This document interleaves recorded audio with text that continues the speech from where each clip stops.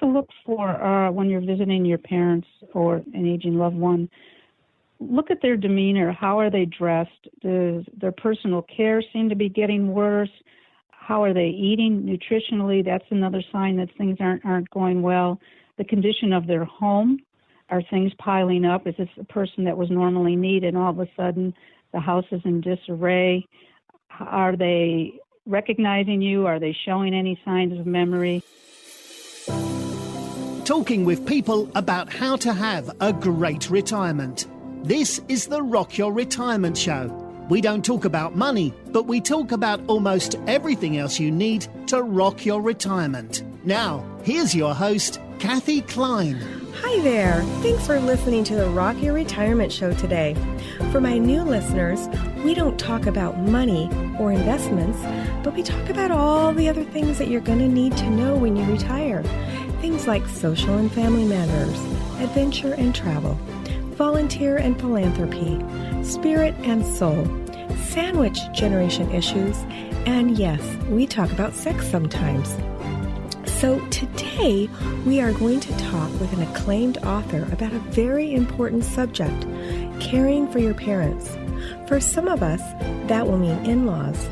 It's such an important subject because most of us are going to be faced with it in our retirement years, and the stress of it can affect your health and your other relationships.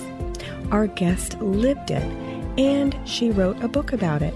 So, without further ado, let's get into the show. Iris Weichler has been a well-known patient advocate and licensed clinical social worker for the last 40 years. She has worked with patients and families who've experienced catastrophic illnesses like strokes, cancer, amputation, and head injuries. She also worked with people battling infertility. Miss Weichler is an author, a Mom's Choice Gold Award winner of the NAPPA Gold Award for the Best Book of the Year, and winner of the Finalist Award for Forward Magazine 2007 Nonfiction Book of the Year. Her newest book, Role Reversal, Taking Care of Yourself and Your Aging Parents, arrived on the bookshelves in August of 2016. Iris, I am so excited that you're coming on the show today. Welcome. It's a real pleasure to be here with you, Kathy. Well, I'm so glad that you came on to the show because this is such an important subject. I hear this from my listeners over and over again that they need help with their parents. So what made you want to write this book? It was a combination of things, and you're so right. There are 70 million people right now that are in the role of being a caregiver. Part of it was my experience, which you outlined. I've been working with people and their families for many years as a licensed clinical social worker. But there's also a very personal piece for me. My father, who died 2 years ago, he was 97 at the time. He was very healthy all the way up to 90. He had an incident, a medical problem then, and then he resolved it and was perfectly healthy till 96. And then all of a sudden he caught pneumonia, and in 3 months he died. So I've been very involved in his care. We had a really great relationship. So I lived it with him personally. And also I lost my mother. She was very young. She was 57. She died of cancer, and I was involved in taking care of her. So I really thought it was important to combine my personal experience, because I think as a reader, you want to read a book written by someone who's lived it, experienced it, and knows it, and my professional expertise. And I thought that would be a powerful combination to help people who are going through it so they would feel less alone. I'm a great believer in education. If people know what questions to ask, then they can know what to do. That helps them feel empowered, and it helps them feel less alone and less helpless. Oh, well, that is great. Great. And I'm sorry to hear about your dad. Iris, what was he like when he was alive? He was an incredible guy. I was so lucky to have him as a dad. He had a great sense of humor. He was a very hardworking person, a very loving man. And as I wrote the book, one of the things I discovered about him that I didn't really think about was he's been a caregiver his whole life. As a child, he took care of his brothers. He came from parents that were not physically abusive, but were emotionally abusive. And I think that experience really shaped him, and he had decided at a young age when he was going to have his own family that he was going to be as loving a parent as he could. He was a patriot. He was in World War II for 4 years and served.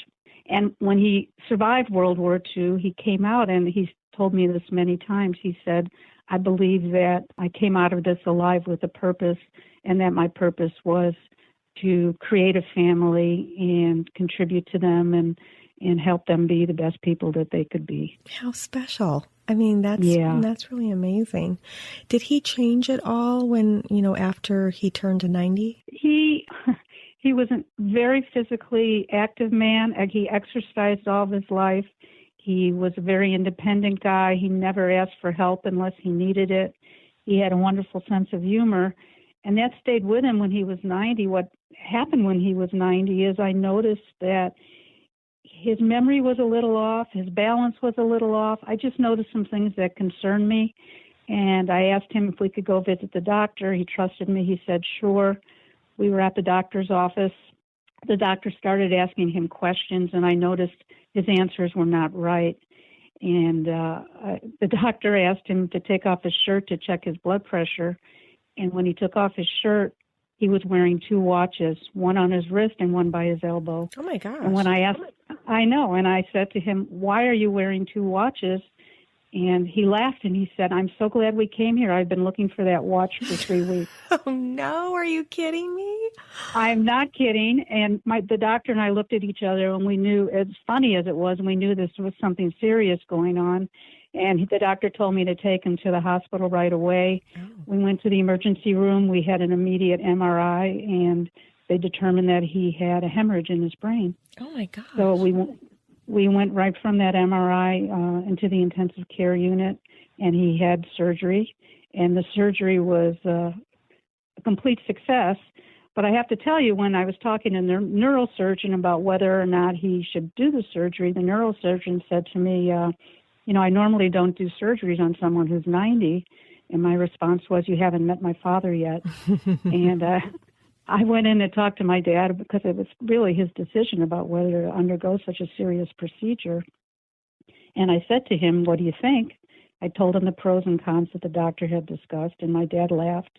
He said, I survived that bullet in World War II, and everything else has been gravy. Let's go for it. Wow. And we did, and he did really well in the 6.5 years following the surgery. He did fine. As he got older, there was a little bit of change in his ability to walk and move around, and I did definitely notice some memory issues and decline there. And as what so often happens with elderly people, I also noticed some changes. He had some auditory hallucinations where, and this is not unusual for someone who's aging, it's called sundowner syndrome. And it's called that because when the sun goes down, sometimes people that are older will see things like shadows or hear things and accredit that to something else. So in my father's case, when I went to visit him, he would tell me about the wonderful cantor who lived in his building and how beautiful his songs were when he sang. I called the doctor and I said, should I be worried about this? And the doctor said to me, well, is the singing good or bad? And I said, apparently he's a very good singer. And the doctor said, well, let's not do anything to change that then. It's a harmless kind of thing, and it's not hurting anyone, and your father's enjoying the music, so let's continue without doing any kind of intervention. And we did, and I'd visit my dad, and he'd say, you hear the singing? And I'd smile and say, no, but tell me about it. And my dad would say, oh, it's beautiful. He's preparing for his next service. And so I love it. We just went along with that. Oh, that is so cool. I went to a talk, I think it was last year, about, it was called the ABCs of Dementia. And Yeah, ABCs of Alzheimer's, I think is what it was actually called. And so I grabbed some of that information from the talk and turned it into a little PDF for my listeners.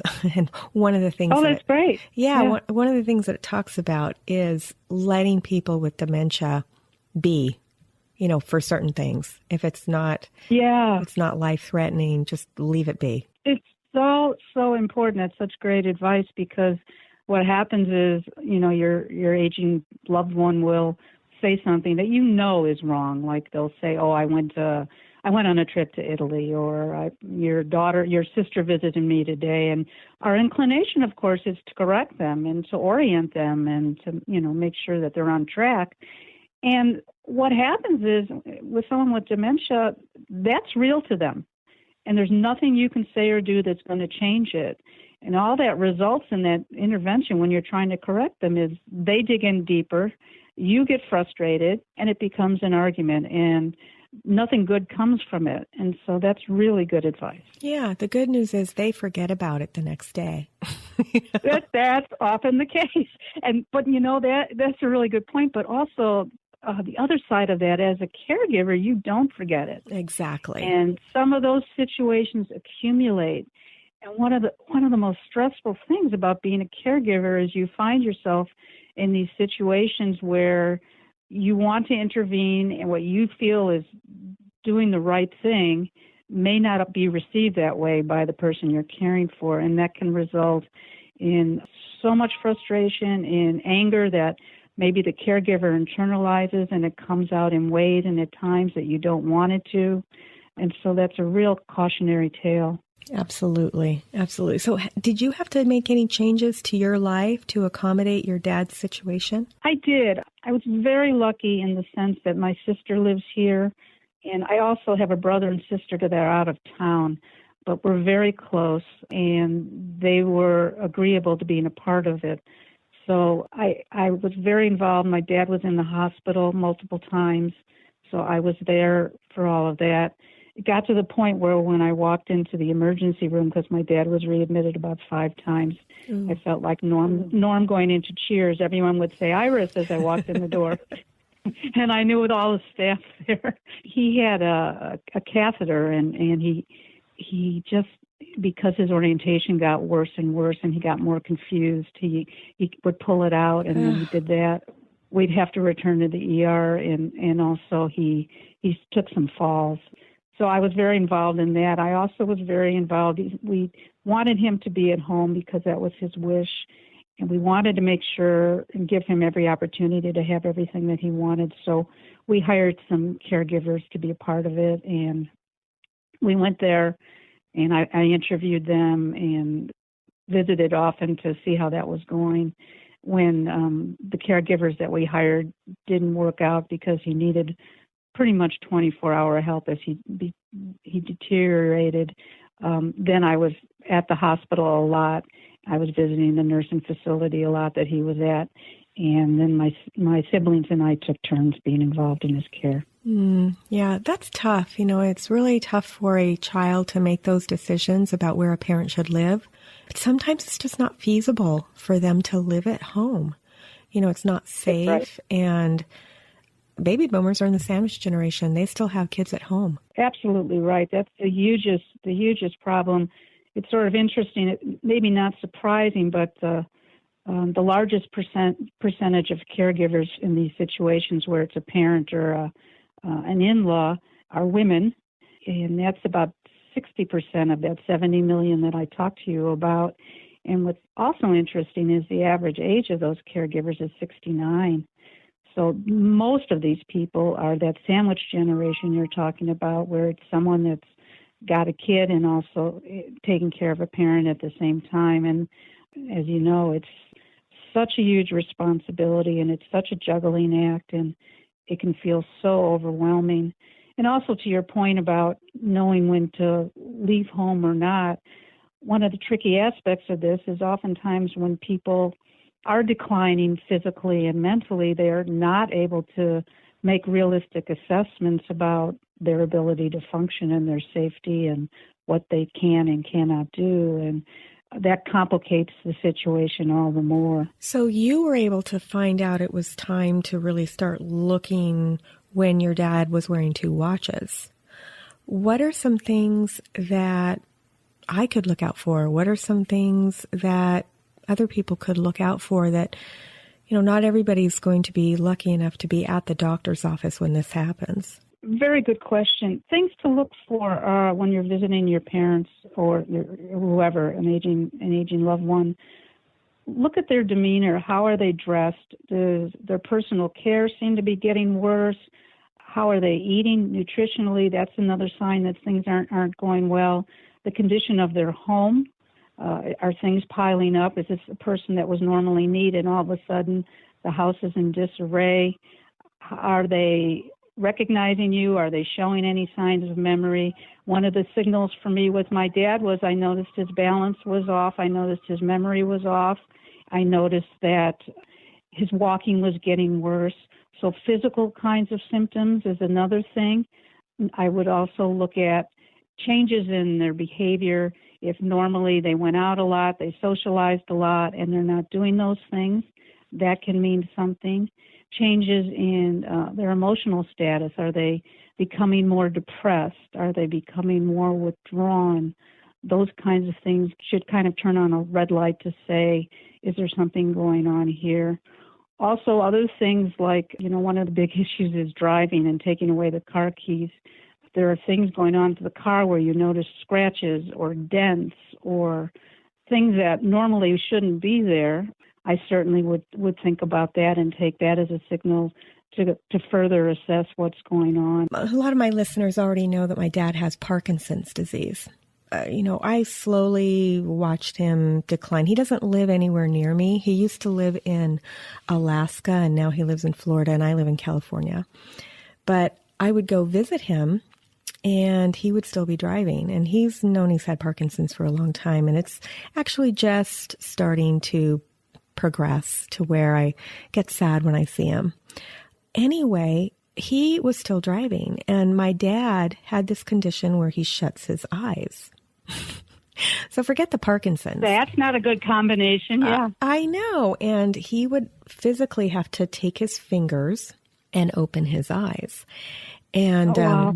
And I just couldn't believe that he was still driving. And this was such a difficult conversation. I mean, every time I saw him, I would talk to him and my stepmother about, when are you going to stop driving? And he finally stopped driving, but I personally think it was at least a year later than he should have. So how do you have that conversation? What do you think got him to stop driving? I'm just curious about that. I don't know, but I suspect he probably hit something, would be my guess. Yeah. Well, I think that's a real problem for a lot of people. And one of the things that you can do, sometimes they don't want to hear it from their adult children. And so one of the things you can do is use other people in their lives that they may have a different relationship with, but might be more opening to hearing that sort of advice. So contacting the doctor and having a conversation with the doctor about having a conversation with them, or if someone, for example, if someone's close to their priest, or they have a dear friend that they trust, trying to get the friend or another identified person to have that conversation, to open that door. Sometimes they're more willing to hear it from them than they are from their adult child. A lot of what happens in those interactions when you have those conversations with your mom or dad or in-law is influenced by your past relationship and sort of the baggage you bring with that. And so they may or may not be open to having that conversation with you. Well, you know what's scary?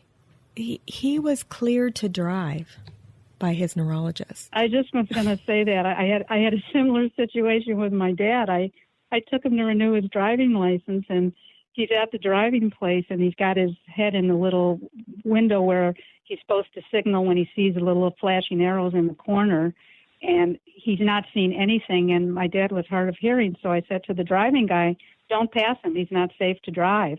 And my dad's still looking for the arrow, and I'm talking to the driving guy. And finally, my dad at that moment sees the arrow, and the driving guy passed him. I couldn't believe it. I could not believe it.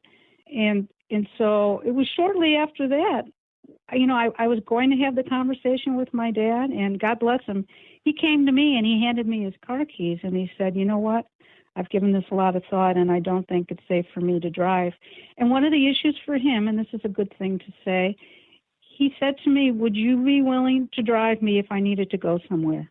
He said, if you are, I'll give you my keys right now. And I said, absolutely. And that's something you can do, too, is introducing that conversation when you're talking about maybe ending the driving. Talk about alternatives, other ways that transportation can be available to them so they don't feel like they're isolated. Yeah, and today it's so easy with Uber. I mean, right?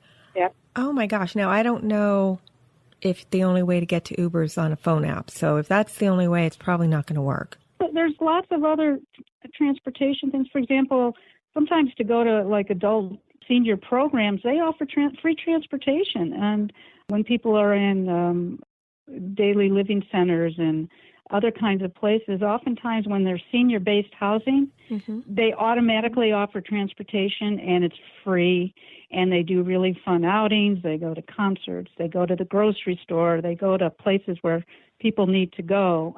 And so there are those options that are out there. It's just sometimes you're not aware of it. And for seniors, that driving thing is so huge because that car, it symbolizes more than transportation. Oh, yeah. For them, it symbolizes their independence. And letting go of that is so hard. And it's also an admission for them, I'm not able to take care of myself anymore in the way that I used to. And so those kinds of things sometimes need to be acknowledged and talked about, and expressing your understanding that you know that this is a tough thing can really help move the needle in the direction of safety and the way you want it to go. Exactly. I have a whole chapter in my book about this, but another thing you can do if you're brave enough is to actually go on a ride with your parent to kind of see what's going on and get a sense of it. And if you do observe things that are not safe, I wouldn't necessarily say it at that moment when you're in the car, but use that as a frame of reference when you are ready to bring up that conversation. It's so uncomfortable, though. It's so uncomfortable. How do you do it? Well, the alternative, and when you bring it up, you say, I noticed, Dad, when we were driving today, there was a stop sign, and it was a place where there was a school, and we didn't stop. And it got me to thinking, I'm just wondering, how would you feel? How would it be for you if you had an accident and you hit a child? Or, you bring up scenarios like that to sort of stir the pot and get them thinking. And, say something like, my gosh, I would never, ever want to see you in a situation where an accident happened and someone was hurt or worse. I know how that would be for you, and I know how horrible that would be. What kind of things can we do to prevent that from happening? So you kind of drop little breadcrumbs and get them thinking about it. You talk about it in a way where it's loving for them. I know this is a really hard thing for you to think about. It's a really hard thing for me to bring up, but I love you. I care about you. I want to do everything I can to help make sure that you're safe. And I think that's something that you feel too. Can we talk about it? So you bring it up like that. You're not saying you're an insane driver, you're doing things that are unsafe. You bring it up in a framework where it's a place of love, it's a place of concern, there's an observation. In your situation where you described your dad, where you said, he closes his eyes, that's a perfect example. You can say to him, I noticed when we were driving that you closed your eyes for a couple of seconds, and I know that that's a part of your Parkinson's, and that's something that you live with day to day. I'm wondering how you think that affects your driving. One of the things that I'm concerned about is what happens when your eyes are closed for a couple of seconds. Is that something you've thought about before? Something like that, where you reference what you see. Yeah, why don't you think that my stepmother put a stop to it? A couple of things. One is her acknowledging that it's an issue also means that she has to acknowledge that his health is declining in some way. Secondly, it might be in relation to their role. Maybe in their relationship, in their role, that's something that he does, and her role is not to sort of question his choices, his decisions. It might be that she doesn't want to be the one to drive, that she relies on him from driving. there can be a whole host of reasons why people are reluctant to pursue a conversation about this. And the other piece of it is what you described.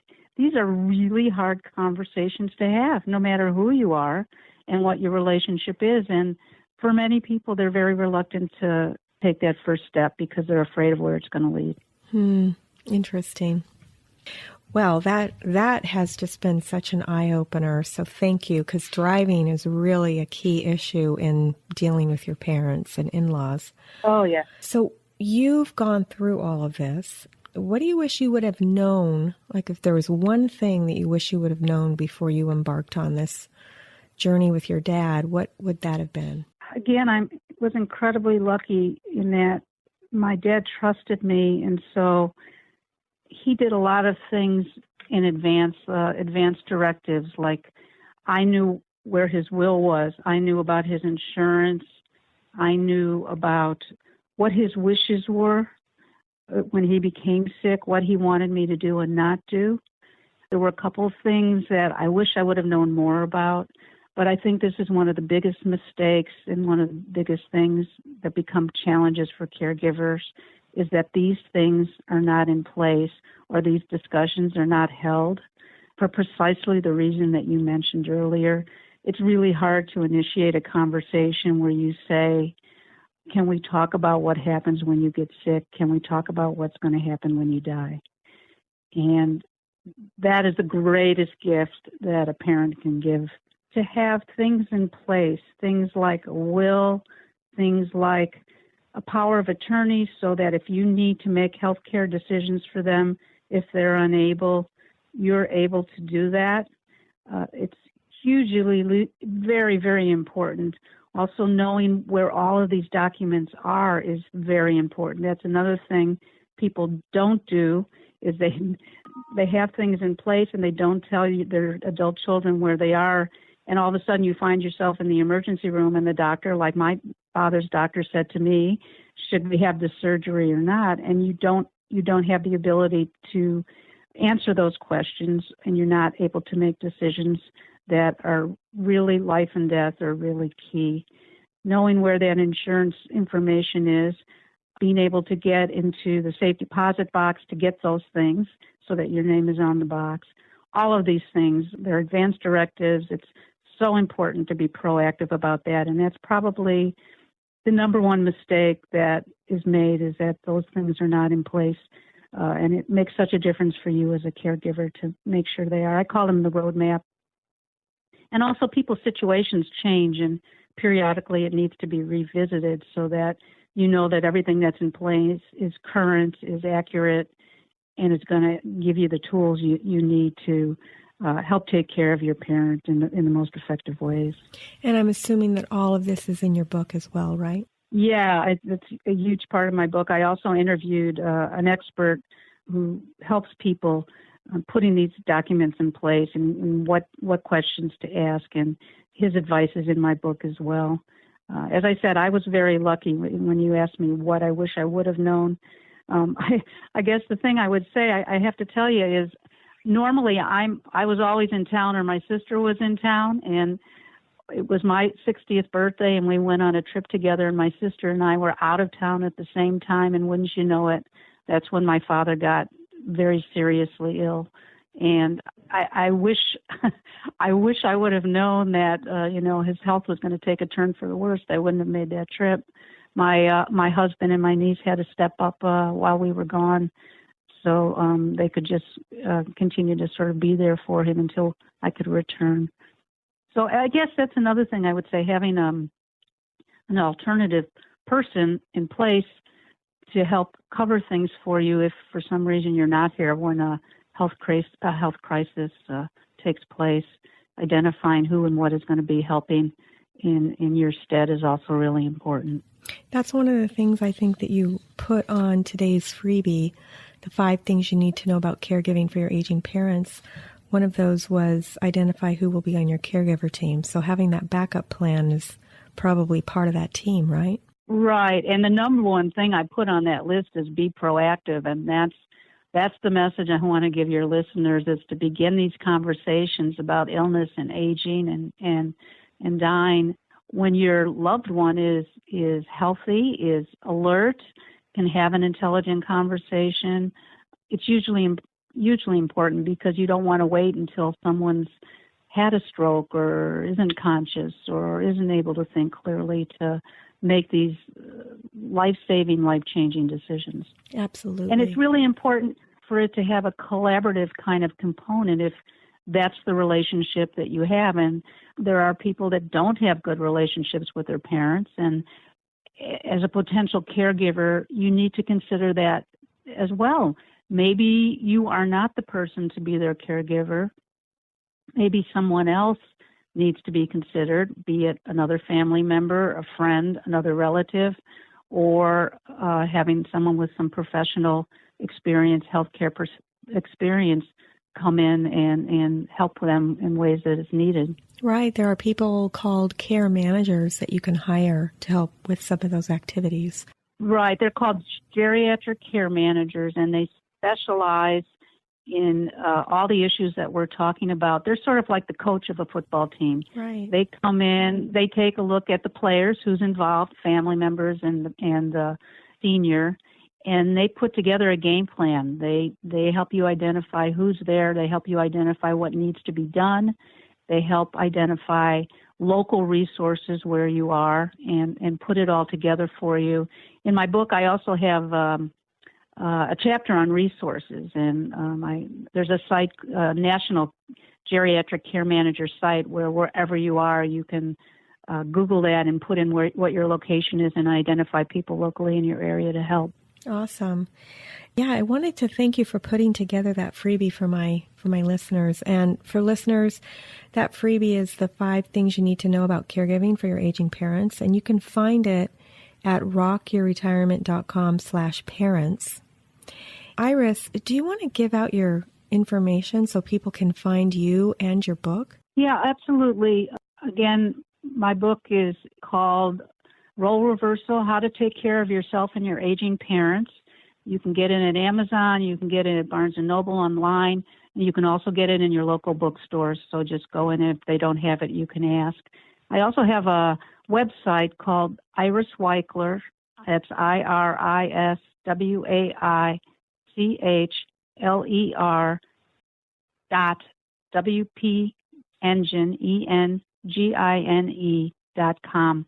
That's irisweichler.wpengine.com. We'll have that in the show notes, too, if people are in their cars and they can't jot that down. Okay. I did want to say one other thing, Kathy. I also do a Facebook page. Oh, okay. And every day on that Facebook page, I put articles and information about caregiving and aging and all the issues we're talking about, so that if people want to get information and have questions and just want to know resource information, I try to put as much on there as I can. And that can be found at Iris Weichler, MSW, LCSW at Role Reversal, #1. That's on Facebook. We'll link to that in the show notes as well. Okay, good. Okay. Thank you. And it is so helpful what you're doing for the baby boomers out there. I mean, as you know, people are getting older and older and they're living longer and longer. I mean, people are living to be 100 now. It's no longer an anomaly when you see somebody who's 100. Just in my church, I've got someone who's 103. At least one person.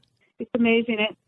Every day on the street, just when I meet people or just in conversation with my friends, this comes up over and over and over again. That's one of the reasons I wrote the book. There are more and more people that are faced with this all the time. But the good news is that there's more information out there. As you said, people are living longer. That's because we have better health care. The medications are better, so they do help us live longer. But the downside of that, of course, is people are living longer with increasing health concerns and issues that need to be addressed. Absolutely. Absolutely. Kathy, I just wanted to thank you for having me on the show. I really enjoyed our conversation, and really appreciated you giving me the chance to talk to you about my work and my book. I did too. You were a great guest. My pleasure. Thanks again for coming on the show. And for the listeners, you can get the show notes and all of the information that Iris listed, her Facebook page, her website, where to get her book, etc., the name of it. You can get that on the show notes. And then if you want the freebie, the 5 things you need to know about caregiving for your aging parents, just go to rockyourretirement.com/parents. And we'll see you next time on Rock Your Retirement. Thanks for listening to the Rock Your Retirement Show. If you are rocking your retirement or know someone who would make a great guest on our show, please send us an email at podcast@rockyourretirement.com.